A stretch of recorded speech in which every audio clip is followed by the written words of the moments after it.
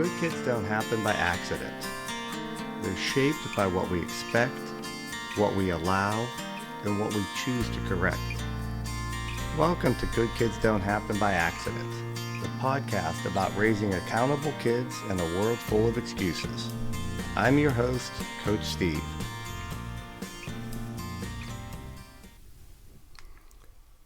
I want to start today's episode by asking you a question.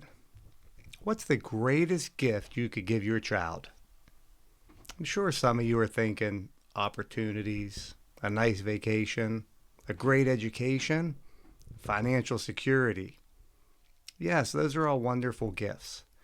But when I think back on all my years of teaching children, coaching kids, and raising two boys of my own, I believe the greatest gift that a parent can give is something much simpler. It's giving your child the confidence that one mistake, one bad day, or one disappointing performance will never change how much they're loved. Let me tell you a story. My oldest son was a swimmer. He was in the pool from first grade until he graduated high school. He absolutely loved swimming. His favorite sport. I couldn't keep him out of the water if I tried. He practiced before school, after school, every weekend. He worked really hard at it.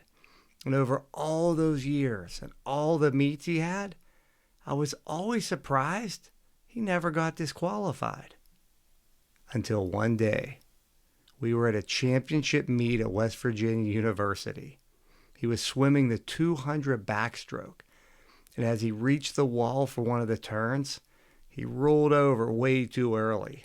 And I saw it from way up in the stands. The official's hand went up, and he had his first disqualification. When he climbed out of the pool, I could see it all over his face. He was devastated. In hundreds of meets, with all the starts and turns and different strokes he did, this was his first disqualification. He didn't need anybody to tell him he made a mistake. He already knew. He probably replayed that turn in his mind 100 times before he even got out of the water. So when I met him at the locker room door, we started to walk to the car together. The first thing he went to say was he was sorry. So I put my arm around him and I said, buddy, I couldn't be any more proud of you today than I was yesterday or the day before that. One race doesn't change who you are, and it certainly doesn't change how Mom and I feel about you. We don't love you because you swim well. We love you because you're our son and you're a great kid. You know, I still remember that championship meet like it happened yesterday. I remember that disqualification, and it was actually the only one of his whole career. But I remember how devastated he was. But what stays with me even more is something my son told me years later when we talked about it. He said what he remembered wasn't the race. It wasn't being disqualified. It wasn't even the disappointment. What he remembered was knowing that Mom and Dad loved him exactly the same, whether he swam a perfect race or he made a mistake. And looking back, I'm grateful that wasn't just something I said, but it was something my son believed. And that day, that reminded me of something important that I want to pass along to you. Children aren't going to remember every game, every test, every race they had, but they will remember how the people they love most responded when things didn't go as planned. I mean, if you think about it, our kids spend their entire lives being evaluated. From kindergarten orientation, teachers evaluate them, coaches evaluate them, their friends even evaluate them. And then when they become teenagers, they get a job, employers are going to evaluate them. Some of them are going to go to college. They're going to have admissions counselors evaluate them. Then there's performance reviews. It seems like their whole life is full of people keeping score. Well, home, that shouldn't feel like another place where they have to earn your approval. Now, that doesn't mean parents, we should lower our expectations. Not at all. I still expected my boys to work hard, to tell the truth, to take responsibility, to be respectful. Those expectations never changed. But my love for them, that was never tied to whether they won or lost, passed or failed, succeeded or struggled. I loved my boys for who they were, not for what they did. I want to share something. I heard this every single year that I taught, and every time I heard it, it made me sad.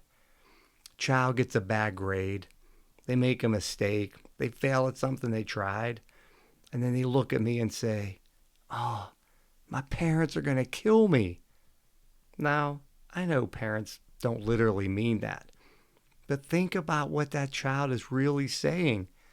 They're not afraid of the grade. They're afraid of disappointing the people they love most. Children should absolutely be held accountable. I mean, certain mistakes should have consequences. That's how kids learn. But our children should never have to wonder if one mistake means we don't love them anymore. So what can we do as parents?